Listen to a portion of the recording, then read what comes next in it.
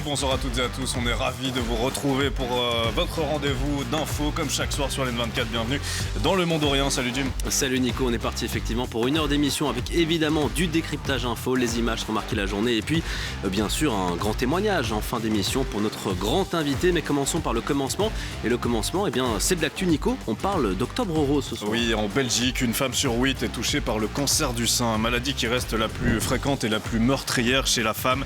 Et chaque année, au mois d'octobre, le rose devient le symbole. Un mois pour se mobiliser, rappeler l'importance du dépistage, soutenir les personnes touchées par la maladie et faire avancer la recherche. On en parle avec nos invités dans un instant. Et puis Jim, retour aussi dans le Mondorien sur les images qui ont marqué l'actualité aujourd'hui. Oui, avec ce soir dans l'arrêt sur image d'Alexandre Gérard. Tout d'abord cette information, l'Allemagne et l'Europe qui haussent le ton face aux drones russes. Javier Milei qui fête la sortie de son livre comme une rockstar. Et puis surtout, les dernières nouvelles de cette flottille pour la liberté à Gaza.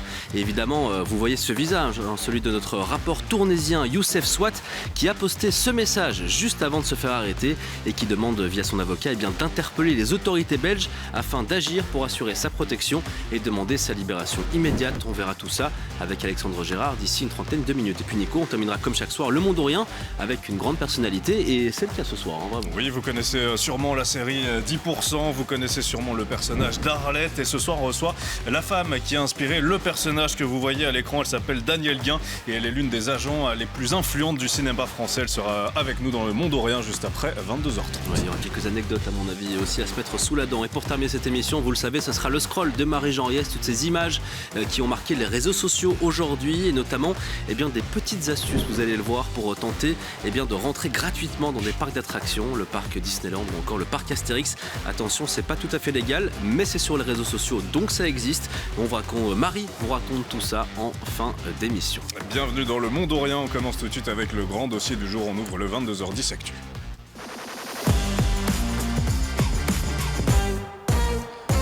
On parle donc du cancer du sein ce soir, Jim. Chaque année au mois d'octobre, le rose devient un symbole universel de solidarité. Oui, Octobre Rose, moment idéal évidemment pour revenir sur tout ce qu'on sait du cancer du sein. Un cancer qui touche tout le monde, les femmes évidemment, plus jeunes, plus âgées, les hommes aussi, même si ça reste un petit peu plus rare. Mais nous sommes toutes et tous touchés, puisque peut-être que notre copine peut être diagnostiquée, notre sœur ou notre mère. Et ce symbole, on le retrouve dans plein d'endroits. Regardez justement, tout d'abord la Tour Eiffel, c'était en France évidemment en tout début de semaine. Regardez aussi cette rue à Montpellier et ses parapluies roses ou encore Vaïmalama Chavez qui est Miss France 2019 et qui a choisi un geste fort. Elle s'est entièrement rasé le crâne afin de soutenir les femmes atteintes de cancer. Un sacrifice quelque part que tu fais. Non, c'est un don, pas un sacrifice. Ce sont des cheveux, certes, ce sont que des cheveux pour moi. J'ai l'impression de ressembler à ma grand-mère. Ah non, mais si je veux faire Batman, bah si, celui genre juste avant l'hiver. Tu pensais un jour, une fois, Vaille, que tu ferais ça dans ta vie? Non, mais je suis contente. Et un geste fort de cette ancienne Miss France, on l'a vu, Jim, dans le monde d'ailleurs, 2,3 millions de femmes ont été diagnostiquées de ce type de cancer. Ces chiffres concernent, je le précise, l'année 2022. Oui, ce qui en fait le cancer le plus courant. On a estimé à 670 000 le nombre de décès justement attribuables à ce cancer pour cette année 2022 dont vous parlez justement Nico. En Belgique, une femme sur 8 est touchée par le cancer du sein et selon l'hôpital universitaire de Bruxelles, chaque année, ce sont plus de 10 000 nouveaux cas de cancer du sein qui sont diagnostiqués chez nous. Et donc ce mois d'octobre est donc le moment idéal, un symbole aussi pour se mobiliser, pour sensibiliser, pour rappeler aussi l'importance du dépistage, soutenir aussi ces personnes touchées par la maladie et évidemment faire avancer la recherche. On aura le temps d'en parler avec nos invités. Jim, mais c'est quoi le cancer du sein ? Avant de vous dire ce que c'est ce cancer du sein, je peux déjà vous dire que c'est la première cause de mortalité de cancer chez les femmes.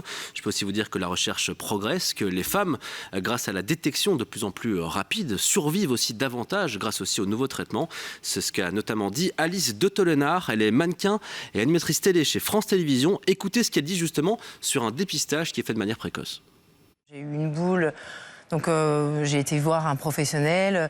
C'est vrai que lui trouvait pas cette boule, donc j'ai vraiment pris son doigt, je lui ai fait toucher.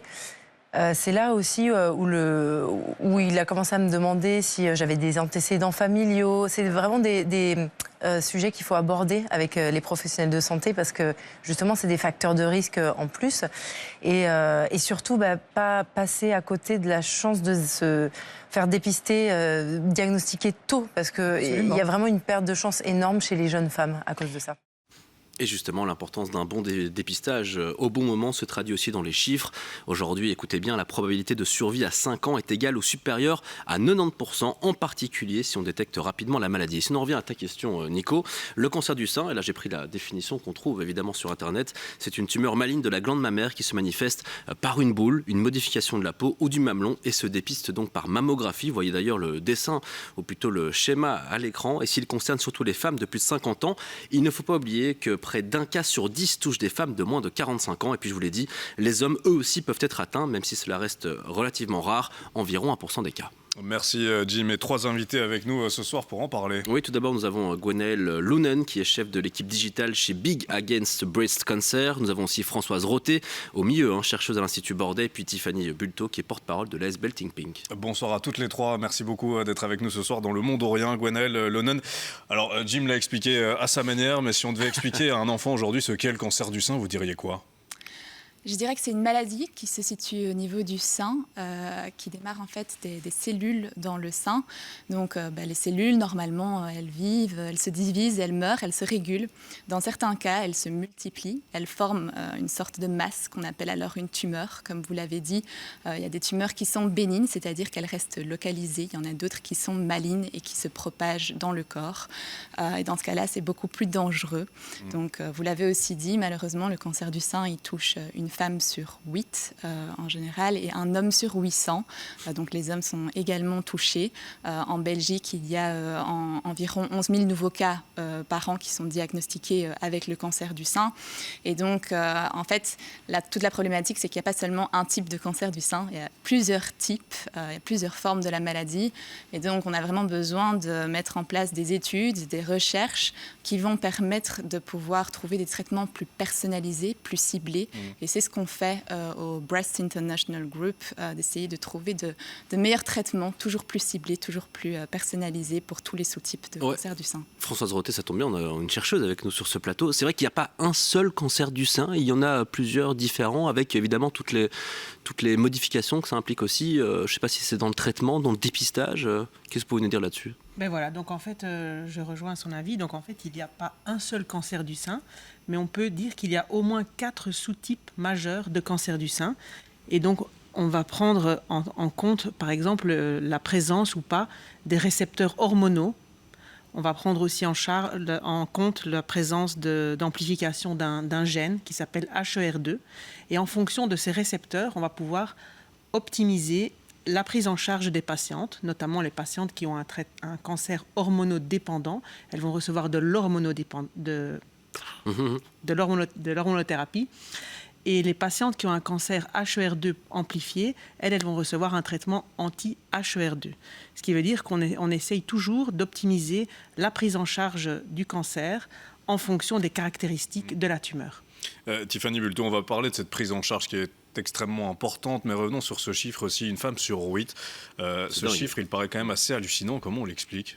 Oui, c'est le cancer le plus fréquent chez la femme en Belgique, c'est 32 diagnostics par jour. Donc ça, c'est vraiment un chiffre quand même qui interpelle et qui demande justement davantage encore de sensibilisation au quotidien. On parle du mois d'octobre rose, mais c'est vrai que notre association aussi agit toute l'année pour lancer différentes campagnes de sensibilisation, parce que comme on le disait, au plus tôt est pris un cancer du sein, au plus grandes sont les chances de guérison, mais aussi d'avoir des traitements qui seront moins lourds. Et donc, l'idée aussi, c'est de pouvoir cibler selon les tranches d'âge la communication. On a plus de 80% des cancers du sein qui touchent les femmes de plus de 50 ans. Donc, c'est la grande majorité. Après, on a encore 14% entre 40 et 50 ans et moins de 5% qui touchent les femmes de moins de 40 ans. Et donc, l'idée, c'est de pouvoir aussi leur communiquer différemment, différentes campagnes pour qu'elles se sentent directement touchées et investies. Parce qu'on le rappelle aussi, l'âge, c'est le premier facteur à risque pour le cancer du sein. Oui, le cancer du sein touche en moyenne les femmes, la moyenne d'âge est de 64 ans, donc ça montre vraiment la grande tendance. Et au niveau des chiffres liés au dépistage, on voit qu'une femme sur 2 en Belgique ne se fait jamais dépister entre 50 et 69 ans, pourtant c'est gratuit, donc ça on le rappelle. Et on a une différence aussi qui est assez importante entre la Flandre, justement pour ce dépistage gratuit qui a un taux de participation de 54%.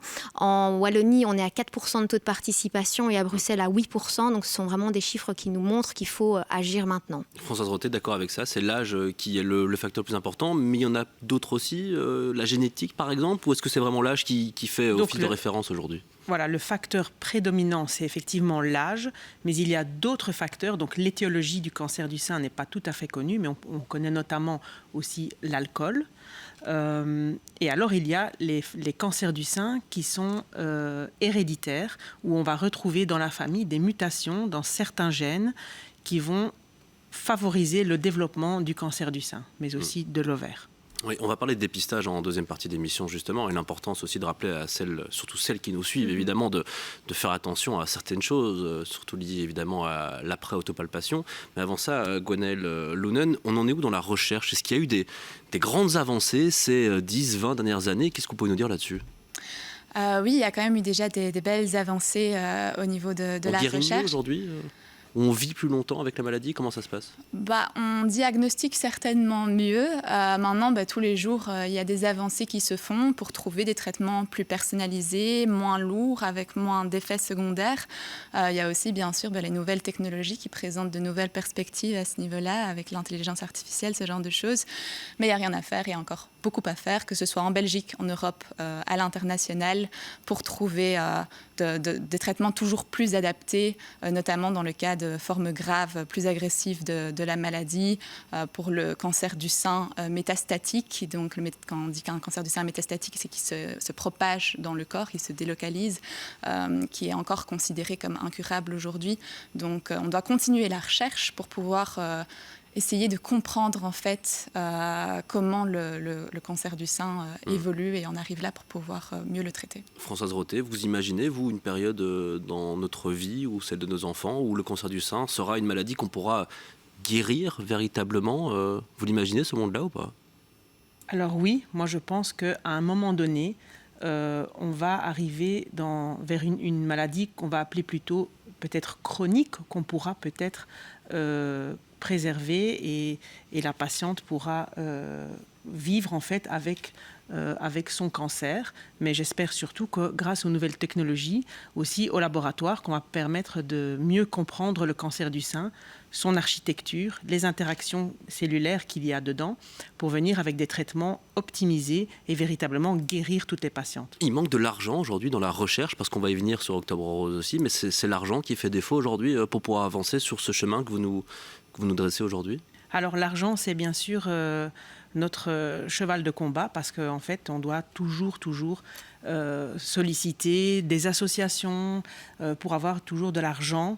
Ce qui est important parce que les technologies qu'on utilise au laboratoire sont particulièrement coûteuses, donc très très chères parfois. Ça peut même aller jusque 5 000 € pour analyser un échantillon si on veut véritablement utiliser des outils de pointe qui permettent d'analyser chaque cellule qui compose la tumeur et voir les différentes interactions qu'il y a entre les cellules tumorales, les cellules immunes et les cellules de l'environnement. Tiffany Bulto, on le disait, encore trop peu de femmes font appel aujourd'hui à ce dépistage. Est-ce que la parole s'est quand même libérée aujourd'hui autour du cancer du sein ? Est-ce que ça n'est plus un sujet tabou aussi dans notre société ? Parce que ça l'a été. Oui, ça l'a été. On en parle beaucoup plus. C'est vrai qu'en même 10 ans, on voit que les tendances changent, qu'on en parle beaucoup plus, que les personnes qui sont touchées par un cancer du sein veulent justement sensibiliser davantage encore leurs proches, leurs collègues, etc. Mais le but aussi, c'est de sensibiliser dans le quotidien vraiment de la femme. Donc on a mis par exemple en place une campagne ici chez Think Pink depuis le mois de septembre, je peux pas, j'ai mammo, parce qu'on entendait trop souvent, ah ben non, moi je peux pas, je suis désolée pour ma mammo, je postpose l'examen parce que j'ai pas le temps, j'ai mon fils, je travaille, je suis fatiguée. Mais à un moment donné, maintenant la santé doit être la priorité, donc c'est vraiment important de changer justement le comportement de la femme dans son quotidien, et aussi de sensibiliser beaucoup plus jeune. On sensibilisait avant très très peu, ou les femmes de 50 ans, mais le but en sensibilisant jeunes, c'est de changer les comportements, qu'une femme puisse justement connaître les symptômes d'un cancer du sein, connaître son corps en se préparant une fois le matin par mois ou en prenant sa douche, et puisse justement, quand elle aura l'âge de 50 ans, faire cet examen qui peut lui sauver la vie. Ouais, on va y venir justement là-dessus. Oui, j'avais juste une dernière question, ça te dérange pas, Jim, mais juste effectivement sur cette campagne Octobre Rose, on en parle aussi pour ça dans cette émission, on devrait en parler bien plus souvent, mais si sur ce symbole rose que vous arborez sur votre poitrine, Catherine. Oui. Est-ce que ça change concrètement quelque chose aussi, toutes ces campagnes? Ça a un impact réel? Oui, ça a un impact réel parce que ça permet de sensibiliser, justement, d'en parler beaucoup plus. Quand on porte le petit ruban rose Think Pink, si on croise une personne qui est touchée par un cancer du sein qui fait ses courses, sans lui parler, on lui montre qu'elle n'est pas toute seule, qu'elle est accompagnée, etc. Et cela permet aussi de financer justement les campagnes de sensibilisation. On parlait de l'argent qui est important pour pouvoir sensibiliser. Mais voilà, ce symbole, au plus il est vu, au plus il est compris et au plus les gens deviennent ambassadeurs de la lutte contre le cancer du sein. Oui, en plus on en parlait hors antenne, on se disait oui, ça doit être toute l'année, mais c'est vrai que finalement, même pour nous, aux médias, ça nous fait une accroche pour en parler dans nos émissions, notamment pour octobre.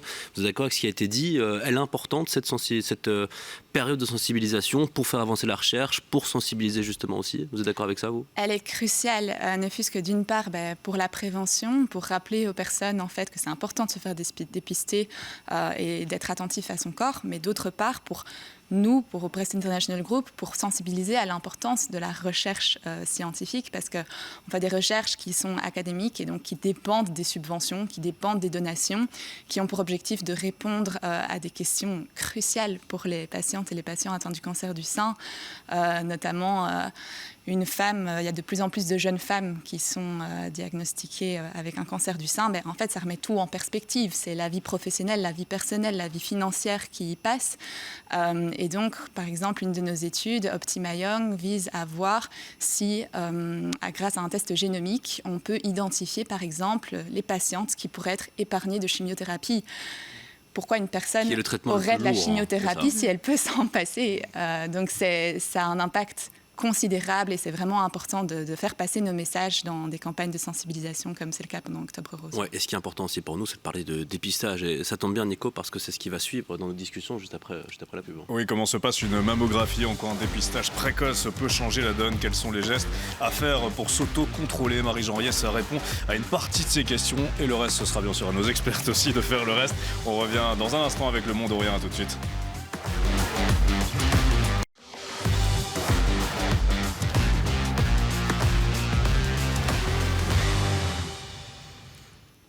Merci de nous suivre sur LN24. Vous êtes toujours dans votre émission Le Monde ou Rien, avant de complètement changer d'ambiance. Et là vraiment, parce qu'on va recevoir l'une des plus grands agents de cinéma, l'une des plus connues au monde aussi. Nico, nous poursuivons sur Octobre Rose. Et on va maintenant parler dépistage, parce que Jim, tu l'as rappelé, au plus tôt ce dépistage se fait, au plus on diminue les risques. Mais à quel moment faut-il faire ça et comment ça fonctionne? Marie-Jean Riès vous explique tout et on en parle juste après. Alors le plus important, c'est vraiment la surveillance. À partir de 20 ou 25 ans, les autorités de santé recommandent aux femmes de pratiquer au moins une fois par mois l'autopalpation. Pour ça, vous palpez l'ensemble de votre sein avec le bout des doigts pour voir si vous sentez une boule, un écoulement bizarre ou si ça vous fait mal. Si oui ou si vous avez tout autre de ces symptômes, alors il faut aller tout de suite consulter un médecin traitant. Et puis à partir de 50 ans, il est aussi recommandé de faire au moins une fois tous les 2 ans une mammographie. Là, on prendra 2 clichés de chacun de vos seins qui seront ensuite envoyés à 2 radiologues différents et puis à votre médecin traitant qui vous prescrira des examens supplémentaires si nécessaire. Tout ça, ça permet de dépister le plus tôt possible un éventuel cancer du sein. Et plus un cancer est dépisté tôt, plus le traitement sera efficace. Françoise Roté, on l'a déjà dit, mais c'est important de le rappeler. Pourquoi ce dépistage il est si important? Alors le dépistage, il est primordial en réalité parce que le cancer du sein, quand il est pris à un stade localisé, donc quand les cellules tumorales restent confinées dans le sein, le taux de guérison, comme on l'a dit tout à l'heure, est au-delà des 90%. Tandis qu'une maladie qui est métastatique, où les cellules cancéreuses se sont disséminées ailleurs dans le corps, là on n'est plus dans une option curative. Voilà, donc c'est vraiment important de prendre cette maladie le plus tôt possible grâce au dépistage. Tiffany Bulto, on parle de qui là? Des femmes de plus de 50 ans, celles qui sont un peu plus jeunes, voire même parfois des adolescentes. On doit dire à chaque femme d'y aller si elle le sent, si elle ne le sent pas. Comment est-ce qu'on pourrait expliquer ça à ceux qui nous suivent? Alors selon les recommandations liées du gouvernement, donc, le dépistage il est primordial entre 50 et 69 ans parce que ce sont vraiment les personnes qui sont les plus à risque d'être touchées par la maladie. Et là il est remboursé. Et là il est remboursé, donc c'est gratuit tous les 2 ans et pourtant une femme sur 2 ne se fait jamais dépister. Donc ça, c'est vraiment important de le souligner.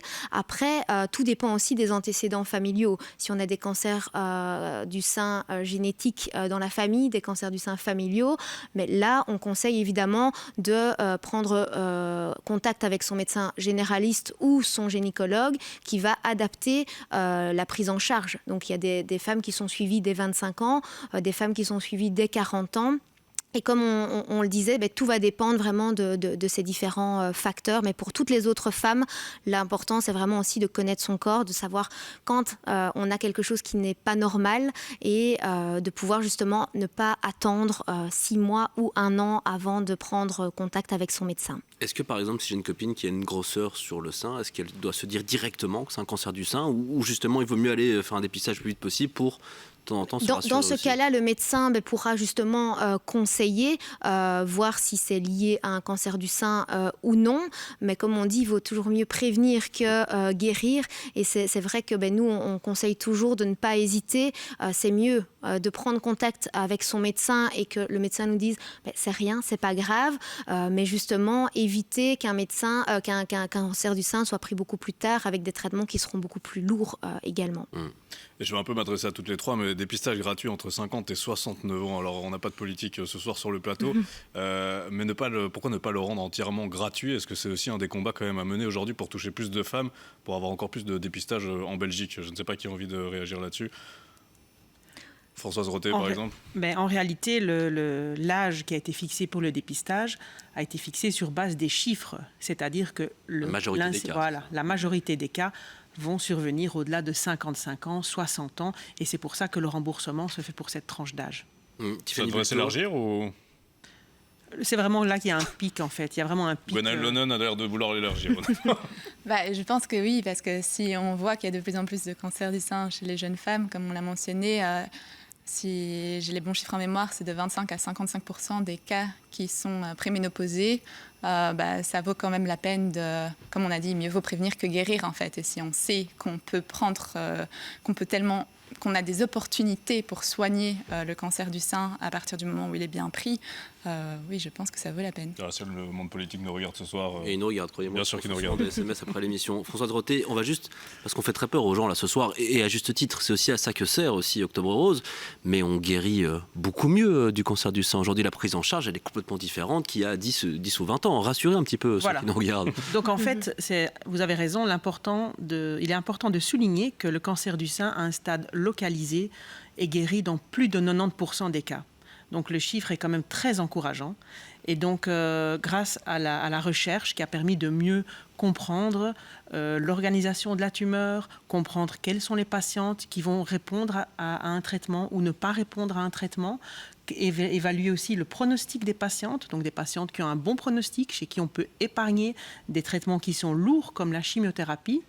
Et donc, il faut rester vraiment optimiste pour le cancer du sein parce que ce taux de guérison de plus de 90%, je pense qu'il faut aussi le souligner en ce mois d'octobre. Oui, pour terminer, alors je ne sais pas si c'est votre matière, Gwenaëlle Lonon, mais on n'a pas encore parlé des femmes qui sont passées par le cancer du sein, qui en sont sorties. Octobre Rose, ça sert aussi à ça, à raconter aussi des histoires, faire venir aussi des femmes pour témoigner de ce combat qui est, vous l'avez rappelé, majoritairement gagné par ces femmes-là. Oui, je pense que c'est important de donner de l'espoir, surtout à toutes les personnes qui sont passées par un cancer du sein. Donc les témoignages, qu'ils soient positifs ou parfois plus difficiles en fonction du vécu de la personne, sont tous importants à partager. On parlait de symbole. Là, le symbole, quand on a j'ai passé un très court témoignage d'une femme, mais quand on voit une femme raconter ce qu'elle a vécu, ça fait parfois plus d'effet qu'un mois de campagne qui coûte parfois des dizaines de milliers d'euros. Vous êtes d'accord avec ça, vous ? Oui, tout à fait. Et je pense que c'est vraiment important d'en parler. On parle beaucoup de soutien, en fait, mais il n'y a pas que le soutien financier. Maintenant, de nos jours, il y a quand même beaucoup qui passe au niveau digital, sur les campagnes de sensibilisation. Un like sur des réseaux, ça fait aussi, en fait, partager, ça dissémine l'information. Donc, chacun peut agir à son échelle. Bien sûr, les dons restent essentiels pour financer les recherches recherche et trouver de meilleurs traitements, mais chacun est capable d'agir à son échelle. Avec aussi ce geste fort aussi de cette ancienne Miss France qu'on a passé juste avant ce débat. Consoeur Véronique Barbier aussi de la RTBF qui a témoigné aussi, j'allais dire à visage découvert, mais elle est très connue, mais on sait à quel point ce genre de témoignage peut aussi avoir un impact sur celles et ceux qui nous suivent. Merci en tout cas à tous les trois d'être venus, nous rappeler évidemment toutes ces choses qu'on va, je pense, à nouveau rappeler chaque année dans ces émissions. Octobre Rose, évidemment, rendez-vous sur vos sites internet, ThinkPink, mais aussi sur Big pour en savoir plus. Et puis bonne chance dans vos recherches à vous, Françoise Roté, et à très bientôt sur le plateau d'LN24. Nico, le Monde Rien, ça continue et ça continue en images. Oui, il y a un visage d'abord, celui du rappeur belge Youssef Swat, arrêté par l'armée israélienne à bord d'une flottille pour Gaza. Depuis, les marques de soutien se multiplient, direction aussi l'Allemagne qui va autoriser la police à abattre les drones menaçants. Et puis les images hallucinantes du président argentin Javier Milei en véritable bête de scène pour présenter un livre sur son, ce que j'appelle miracle économique. Tout ça, c'est dans l'arrêt sur image et c'est signé Alexandre Gérard.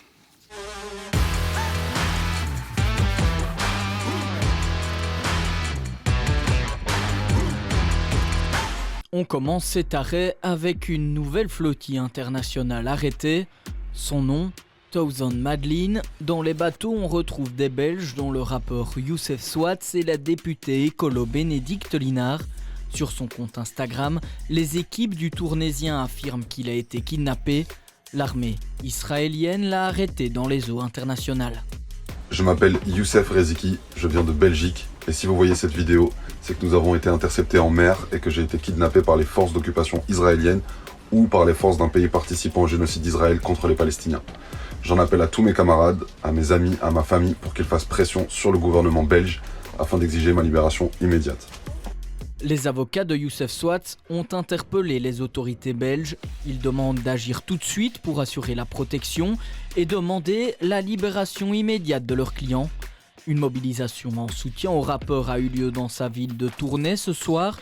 Des dizaines de Tournaisiens se sont rassemblés devant le beffroi de la ville. On reste pas insensible face à tout ce qu'on peut voir, entendre, toutes les images, toutes les histoires pour le peuple gazaoui, tout ce qu'ils sont en train de subir et de montrer qu'on pense à eux et qu'à notre échelle, on peut agir et faire passer un message. Hier, les militants d'une précédente flottille sont arrivés à Bruxelles. Après leur expulsion par Israël, ils se sont plaints de leurs conditions de détention, dénonçant des humiliations et des actes de violence dans leur prison israélienne. Deuxième arrêt en Allemagne. Après le bref arrêt des activités à l'aéroport de Munich la semaine dernière, le gouvernement hausse le ton. La question de l'abattage des drones n'était pas assez réglementée, c'est maintenant autorisé.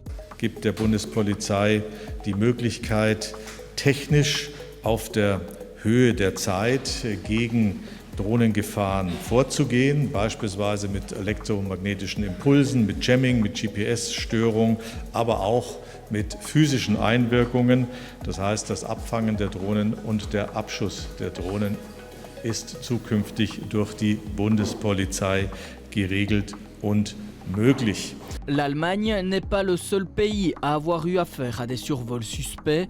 Le Danemark a aussi dû cesser des activités à Copenhague et en Belgique, plusieurs drones ont été détectés au-dessus du camp d'Elsenborn, ce qui a poussé le ministre de la Défense Theo Franken d'annoncer l'achat de systèmes anti-drones.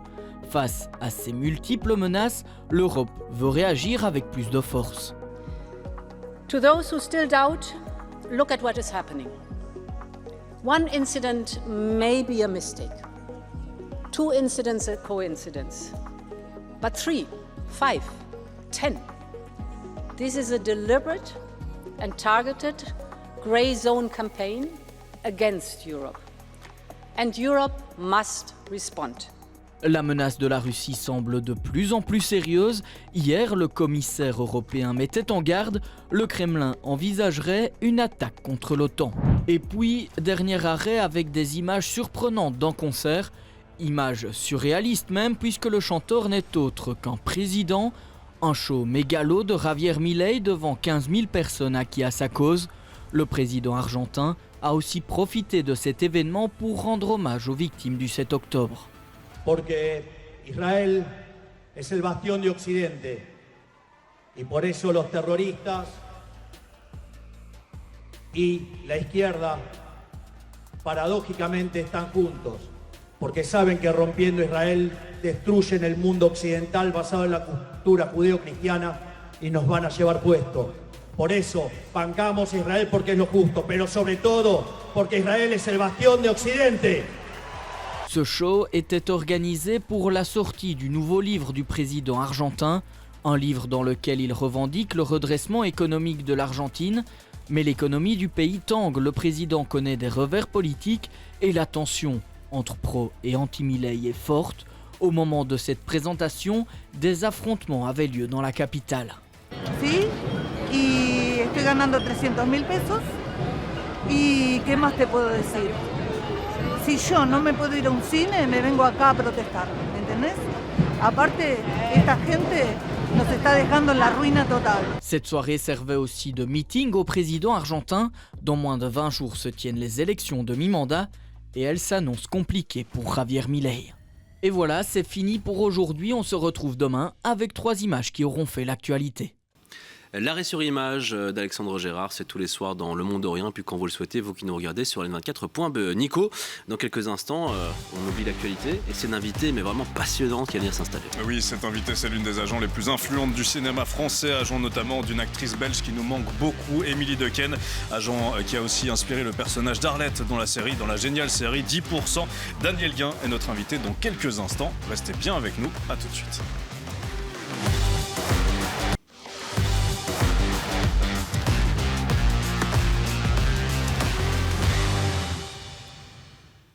De retour dans Le Monde Orient, merci de votre fidélité à cette émission et puis à LN24 aussi évidemment. Nico, place notre grand invité, place à la règle de 3 de Daniel Guin.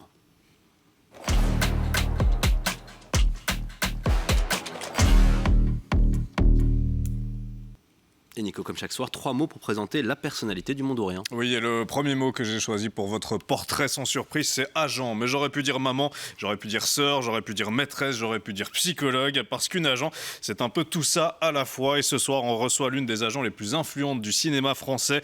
Pas une agente de star, je sais que vous n'aimez pas ce terme, mais une agente de comédien, de réalisateur, de metteur en scène. Et votre enfance ouvrière dans les années 50 à Ménilmontant, à Paris, vous a beaucoup aidé à garder la tête froide dans ce milieu, on peut le dire, brûlant. Une passion pour le cinéma qui est né au Zénith, cinéma auquel vous alliez avec vos parents. Aujourd'hui, le cinéma fait partie de votre vie. Les acteurs et les actrices comme Isabelle Adjani, Émilie Dequesne ou encore Christophe Lambert font partie de votre vie. Deuxième mot pour ton portrait, Nico, c'est plutôt une musique, un générique ce soir, on regarde.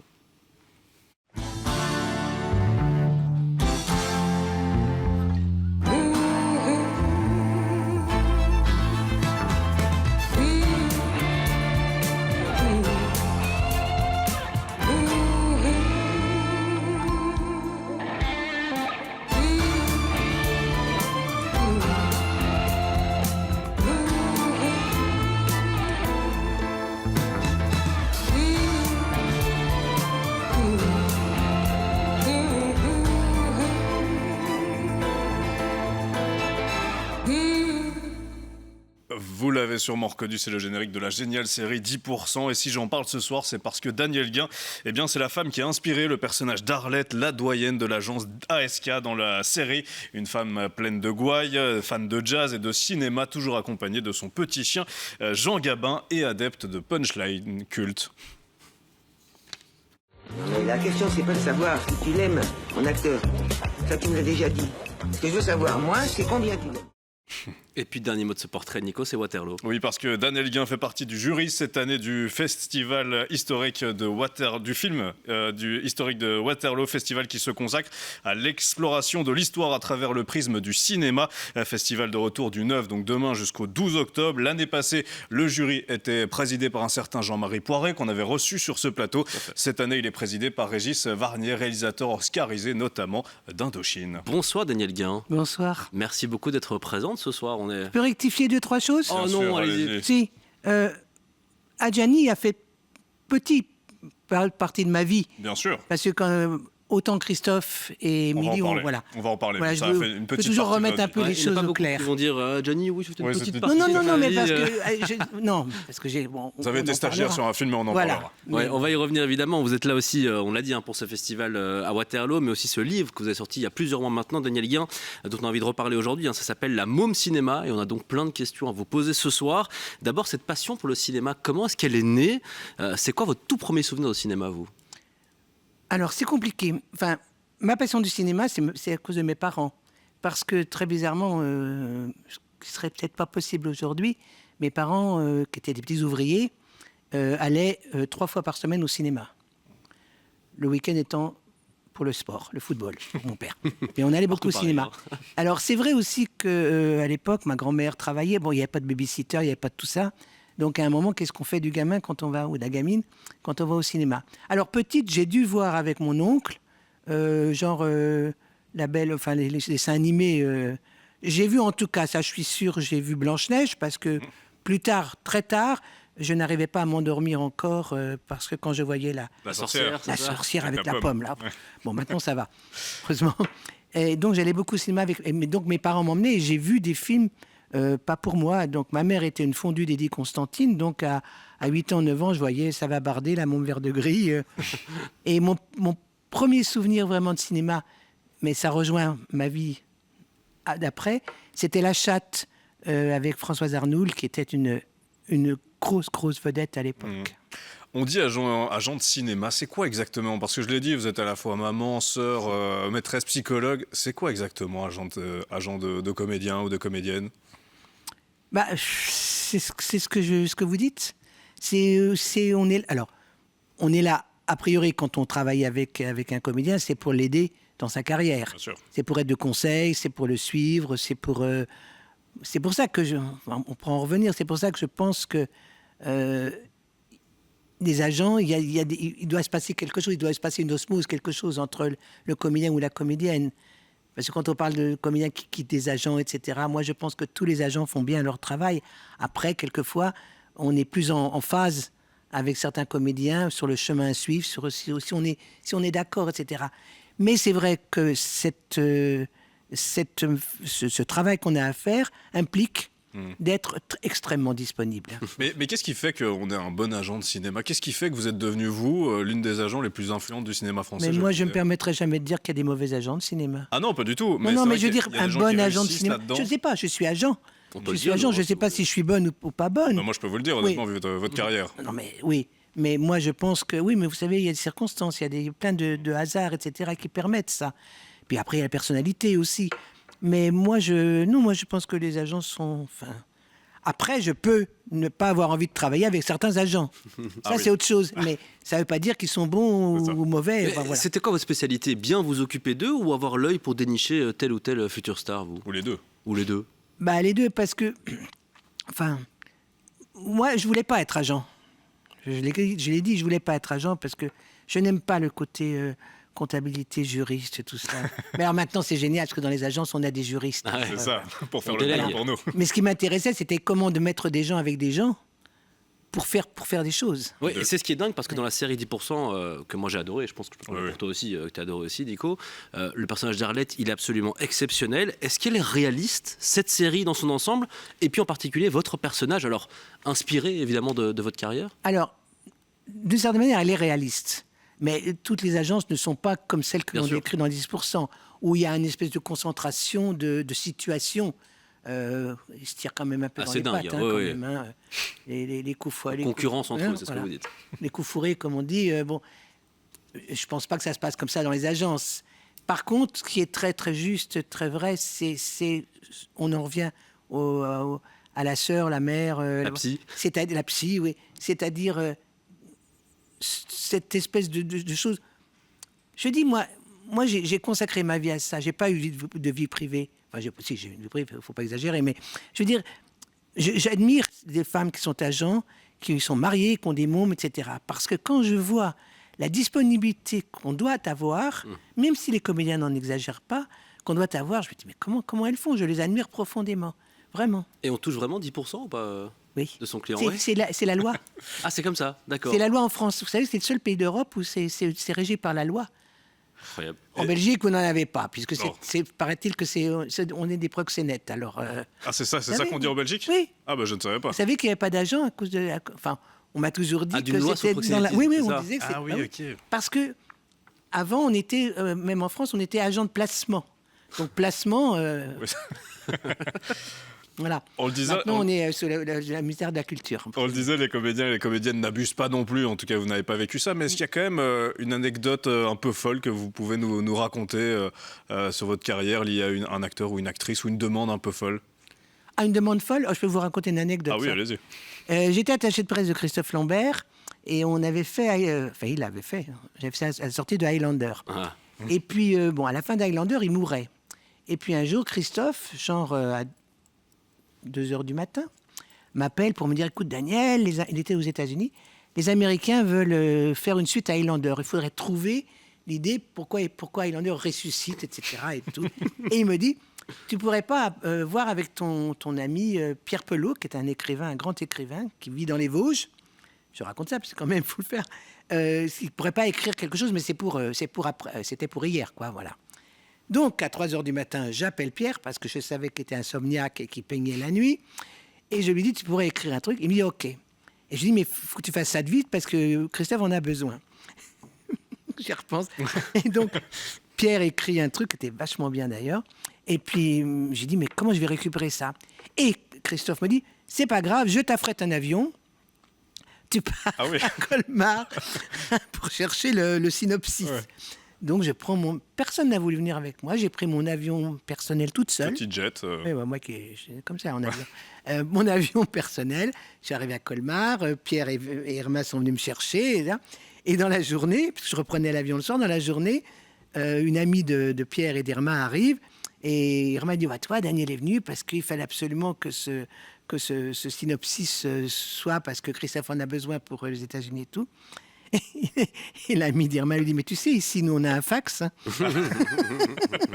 Ah oui, c'est un petit jet pour rien, quoi. J'ai repris l'avion le soir avec le champagne dans le cockpit. C'était vachement bien. Un petit jet aller-retour pour rien, c'est très bien. C'est intéressant de parler de ce personnage aussi, Christophe Lambert, qui a été important dans votre carrière. Et c'est vrai que c'est intéressant aussi, on voit dans votre livre, à l'époque, il y avait une vraie Christophe Lambert mania aussi. Les gens devenaient totalement fous, non? Je crois qu'il y a même des gens qui faisaient bénir leur enfant par Christophe Lambert, c'est ça? Oui, ça j'ai vu. Je me rappelle une fois, vous savez, à Cannes, Christophe logeait au Majestic et moi je logeais au Grès d'Albion, qui est un hôtel derrière. Et il y a à 50 mètres. Et à l'époque, on pouvait sortir par l'arrière du Majestic et aller au Grès d'Albion. Et bien là, même avec ça, on ne pouvait pas, on était obligé de prendre la voiture. Ah, c'est ça, oui.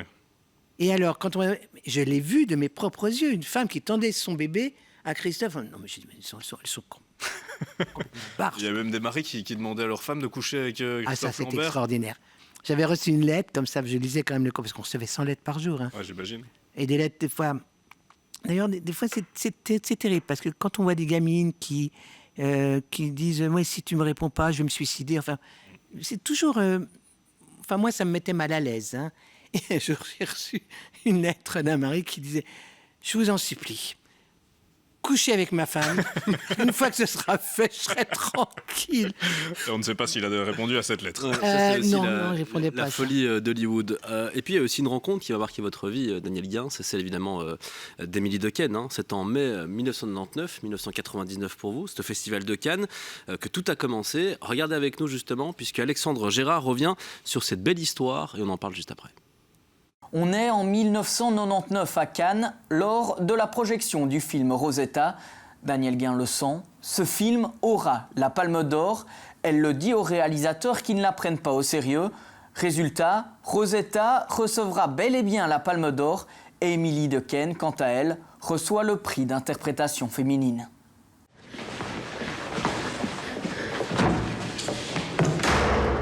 Je m'appelle Rosetta.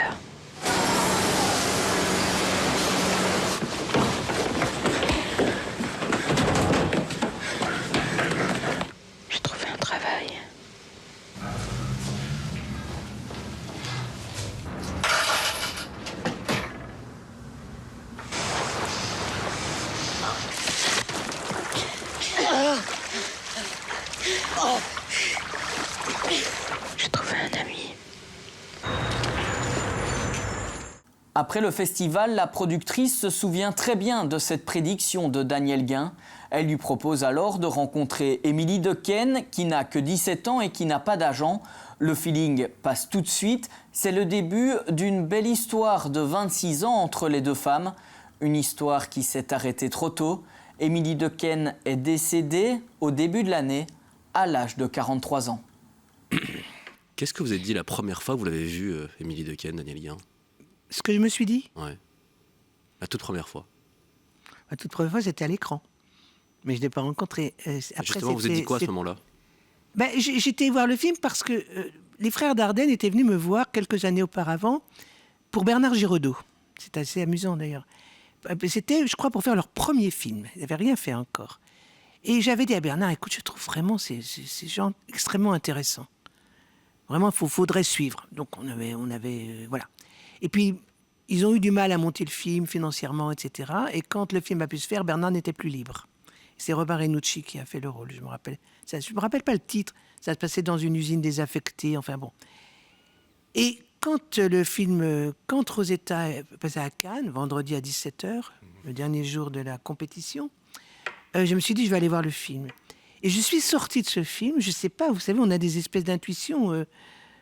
Je tombe sur Michel Alberstadt, la productrice, et je lui dis, ça sera la Palme d'Or. Elle me dit, attends, t'es complètement barge, t'es complètement folle. Enfin, je lui dis, je sais pas, je suis sûre que ce sera la Palme d'Or. C'est bien que ça l'a décidé après quand elle a eu la Palme d'Or, mais j'avais pas prévu le trip d'interprétation d'Émilie. Et qu'est-ce qui vous a marqué chez elle, justement, chez Émilie Dequesne? Qu'est-ce que je peux vous dire? L'authenticité. L'authenticité. Mais l'authenticité et la... Je fais attention à ce que j'allais dire, la non-fabrication, et qui pourtant est une fabrication intellectuelle formidable, mais qui ressort que par l'émotion. Ça n'est pas une intellectuelle qui fabrique. Je voudrais que vous revoyiez un film que... en plus, il est belge aussi, le réalisateur, de Lucas Bellevaux, pas son genre, qui pour moi est le plus beau rôle d'Émilie. Enfin, le plus beau rôle. Tous les rôles qu'elle a fait sont beaux, mais celui-là, je me dis, aucune autre comédienne, aussi talentueuse soit-elle, et vous en avez en Belgique qui sont talentueuses, n'aurait pu faire ce rôle comme elle l'a fait. Et c'est unique, elle est unique, là. Elle est unique et d'ailleurs on a tous été touchés par sa disparition, beaucoup de gens. Il y a eu vraiment une vague d'hommages et de témoignages aussi extrêmement positifs à propos d'elle. Vous avez été touchés par tout ça? Ah mais attendez, je m'attends...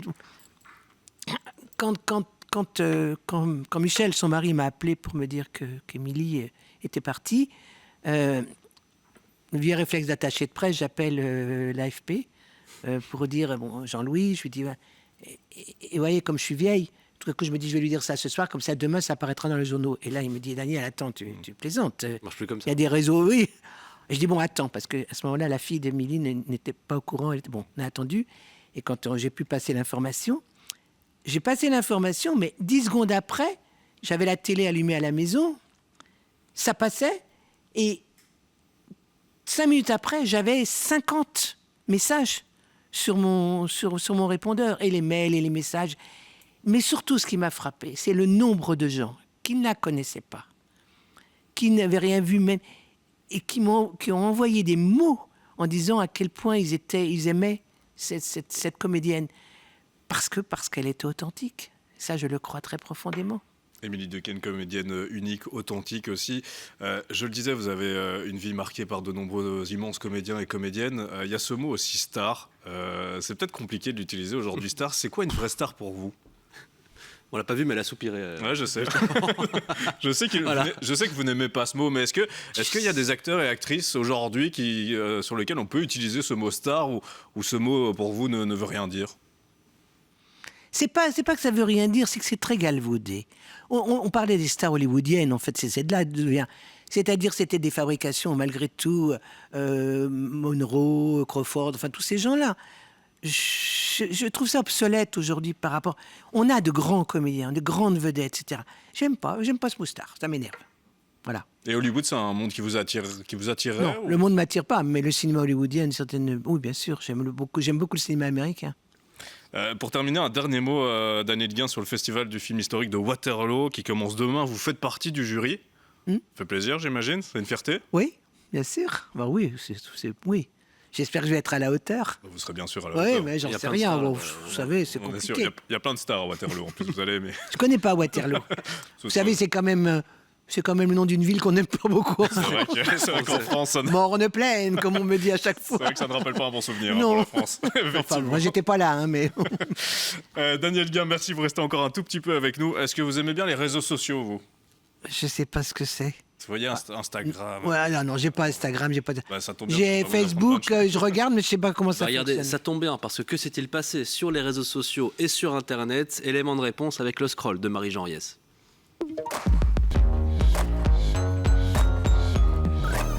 Salut Marie, tu commences ton scroll avec la superstar Taylor Swift qui sort un nouvel album et se prend déjà un petit bad buzz. Oui, ce qui est quand même assez rare, faut quand même le souligner. Mais voilà, la chanteuse américaine a sorti début octobre un nouvel album, The Life of a Showgirl. Et pour faire la promo de cet album, elle a organisé une chasse au trésor virtuelle. En gros, tout le week-end, les fans pouvaient, en cherchant sur Google, débloquer des vidéos qui donnaient accès à des paroles et des morceaux de clips de son album. Problème, les fans ont commencé à remarquer quelques petites choses un peu bizarres dans ces vidéos. Look at the shape of this window up here and see how it does not match the light coming in through that window. For example, these are not letters that I'm personally familiar with. And after watching all of her Easter egg videos and finding incoherent scenes and misspelled words, as an AI ethicist, I have to say, I also believe that she used AI in order to create those videos. Voilà des incohérences qui seraient donc des signes que ces vidéos ont été réalisées non pas par des créateurs, mais par des IA, ce qui déçoit beaucoup les fans de Taylor Swift. Taylor Swift, you are a billionaire. I know you have the budget for more than this. And honestly, that type of behavior is completely unacceptable. I'm sorry, but when you spend the entirety of this decade talking about how important it is to own your own art and then go on to steal someone else's, it's just such a shitty move. Surtout que la chanteuse, rappelez-vous, avait déjà pris position contre l'intelligence artificielle. C'était quand Donald Trump avait détourné une photo d'elle pour appeler ses fans à voter pour lui. Et puis Marie, on va parler d'une autre superstar de basket cette fois et d'un autre bad buzz. Et décidément, c'est la journée. Alors cette fois, c'est de LeBron James dont je voudrais vous parler. Lundi, la superstar de la NBA, la ligue de basket américaine, met cette vidéo en ligne.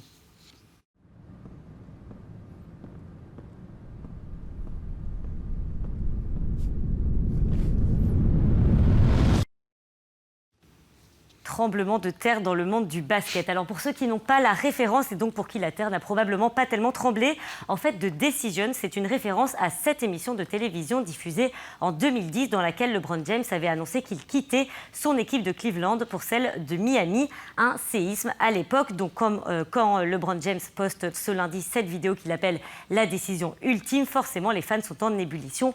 Tout le monde pense qu'il va mettre un terme à sa saison, voire à sa carrière. Bon là il nous faut des réponses Marie, finalement c'était quoi cette vidéo ? Alors vous allez être déçus, en fait c'était juste l'annonce d'un partenariat avec une marque de cognac, ça a été annoncé dans une autre vidéo, celle-ci, et au vu des réactions sur les réseaux sociaux, eh bien ce n'était pas forcément la décision ultime, mais sans doute une très mauvaise décision.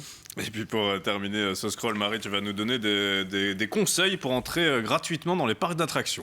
Oui, alors d'abord je précise que j'encourage pas du tout ce genre de comportement, mais c'est vrai qu'à presque 100 € le passe-jour à Disneyland, on peut comprendre que des petits malins essaient de frauder. Et justement, depuis quelques temps, on voit apparaître sur TikTok une astuce censée vous permettre d'entrer gratuitement à Disneyland. Regardez. Si on réussit à rentrer gratuitement, on aura fait la technique de l'année. Non, on aura fait le braquage de l'année, je vous m'envoie. We love you, merci, gracias. Ouais, concrètement, on est en train de demander aux passants s'ils n'ont pas des places gratuites à lâcher, genre. Non, c'est vrai? Ouais, les petits sont fatigués. Oh, c'est vrai? Ouais. If it's possible, yes. Yeah, okay, thank you so much. Yeah. Maintenant, vous profitez. Voilà, vous l'avez compris, la technique, c'est donc de demander à des gens qui sortent plus tôt leur passe-jour et puis de rentrer avec. Alors, ça ne fonctionne pas à chaque fois. C'est seulement si les employés à l'entrée ne vérifient pas le nom sur le ticket. Mais la récompense, c'est quand même une journée gratos à Disney. Et si Disneyland n'est pas votre tasse de thé, il y a aussi un YouTuber belge qui a publié fin septembre une vidéo dans laquelle il s'introduit illégalement dans le parc Astérix. Regardez. I'm gonna wear a full vest to, camouflage a little bit. We just gotta jump this fence. Come. I'm official, I'm security here. I know the place. Alors lui, vous avez vu, il s'est carrément introduit illégalement dans le parc. Il y a passé la journée et il a fait 11 000 vues sur YouTube. Il aura donc économisé 65 €, mais finalement, il va peut-être plus perdre que gagner puisque le parc Astérix a saisi la gendarmerie. Merci beaucoup Marie Joriès pour ce scroll à retrouver tous les soirs, évidemment dans le Mondorien et puis en replay quand vous le souhaitez sur les 24 points. Merci beaucoup Daniel Guin d'être venu sur ce plateau, d'être resté avec nous aussi pour cette séquence réseaux sociaux. C'est un plaisir de vous recevoir. Je rappelle votre livre La Môme Cinéma, un demi-siècle avec les stars, et puis ce festival du film historique de Waterloo qui commence donc demain et jusqu'à la fin du week-end, jusqu'au 12 octobre, fait donc partie du jury.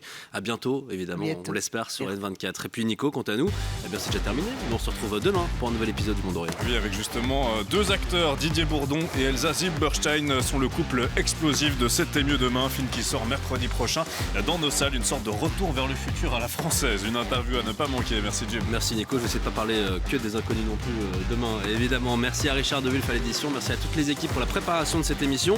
Le Mondorien revient demain soir 22h sur les 24.